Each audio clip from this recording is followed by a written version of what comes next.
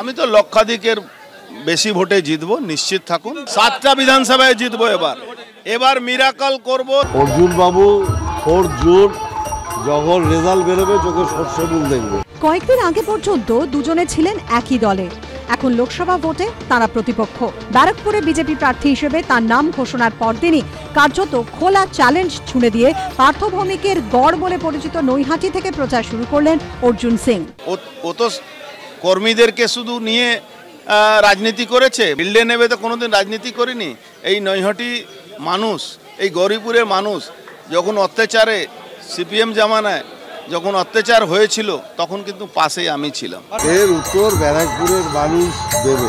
এদিন নৈহাটিতে বড়মার মন্দিরে পুজো দিয়ে প্রচার শুরু করেন অর্জুন সিং। পুজো দেন গৌরীপুর হনুমান মন্দিরেও। এর পাশাপাশি কাঁচরাপাড়ার 55তলা শিব মন্দির, নৈহাটির আনন্দময়ী মন্দিরেও যান তিনি। গৌরীপুর ঘোষপাড়া রোডে সামিল হন পদযাত্রায়। বাংলার একটা ঐতিহ্যশালী মন্দির, আমরা সৌভাগ্যশালী, আমাদের এলাকায় বড়মা মন্দির আছে।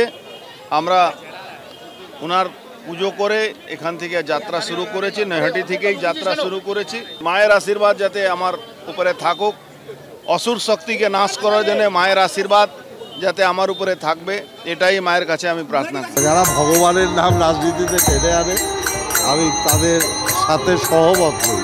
অর্জুনের মতোই এদিন নৈহাটিতে প্রচারে সামিল হন পার্থ ভৌমিকও। বসন্ত উৎসবে মেতে ওঠেন স্থানীয়দের সঙ্গে। সমীরণ পালের রিপোর্ট, এবিপি আনন্দ।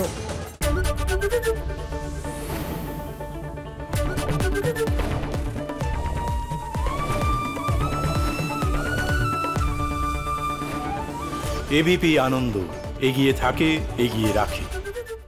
পালিয়েছে তাই নাকি? রাত্রে বাংলা গুজব চায় না, বাংলা খবর চায়। বাংলা খবর, বাংলার খবর।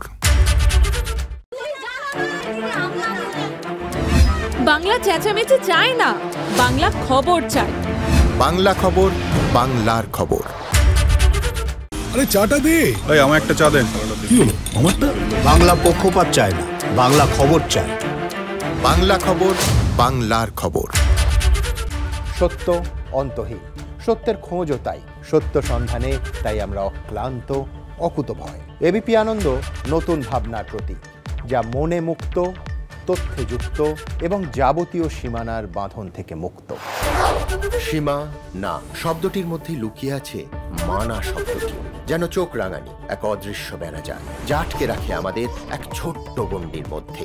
একমাত্র সঠিক খবরই গড়ে তুলবে এক মুক্ত সমাজ।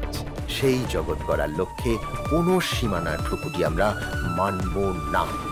এবিপি আনন্দ, এগিয়ে থাকে, এগিয়ে রাখে।